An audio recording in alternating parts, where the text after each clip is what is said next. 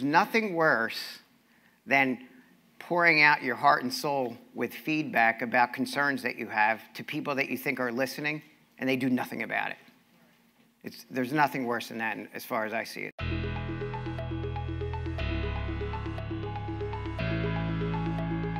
Wegmans, I couldn't believe that they actually wanted my opinion. That's a big deal. And coercion. The store closed without warning, and they came back and there was no job. Unbelievable. I'll tell you, now that I'm on this kick, you know what else? Did you ever see the organizations that as soon as an employee gets promoted and starts to get raises and they're getting a little bit older, so the health care insurance is a little bit more expensive. Now their kids are on it. They've had merit increases over time, not even based on, actually not even merit, they just got increases because they got 2% for the last 20 years. And that person gave their heart and soul to the company, and they feel like that the company has their back.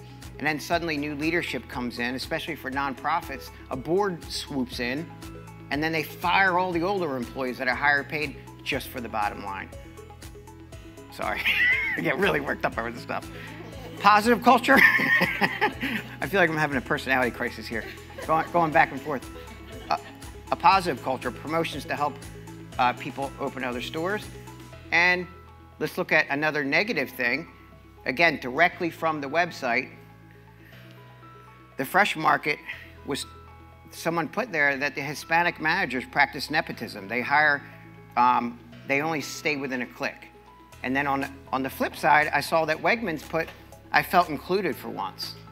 So people were, when I read further, the people at Wegmans were asked to come to parties and go to things after work, so they felt part of it.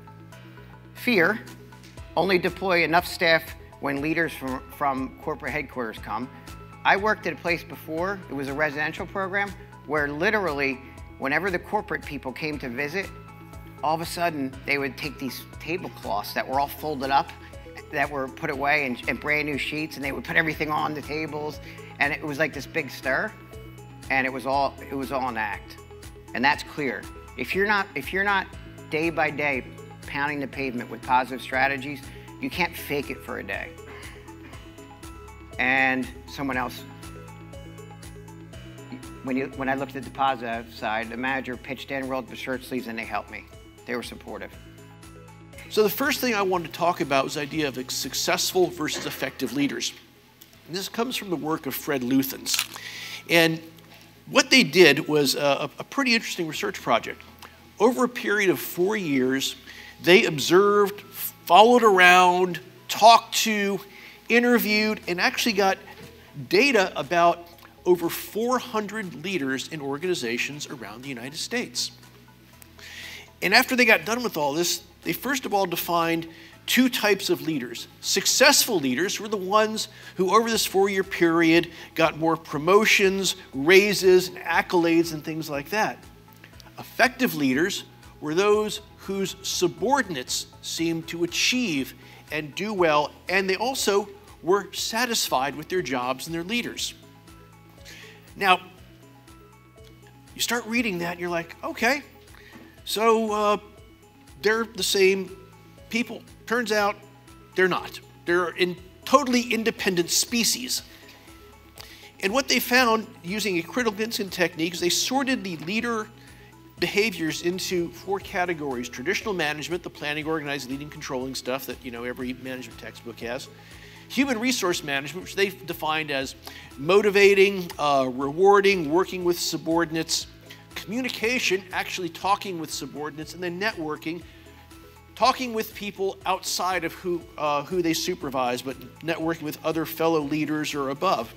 And that's the way successful leaders spent their time. A good chunk of it, in that really ugly orange, was networking.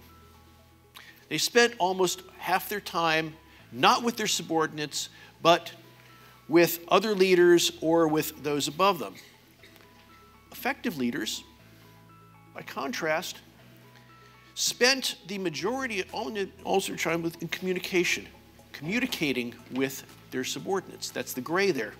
And if you notice the second big chunk, the red, in human resource management. Rewarding, guiding, coaching,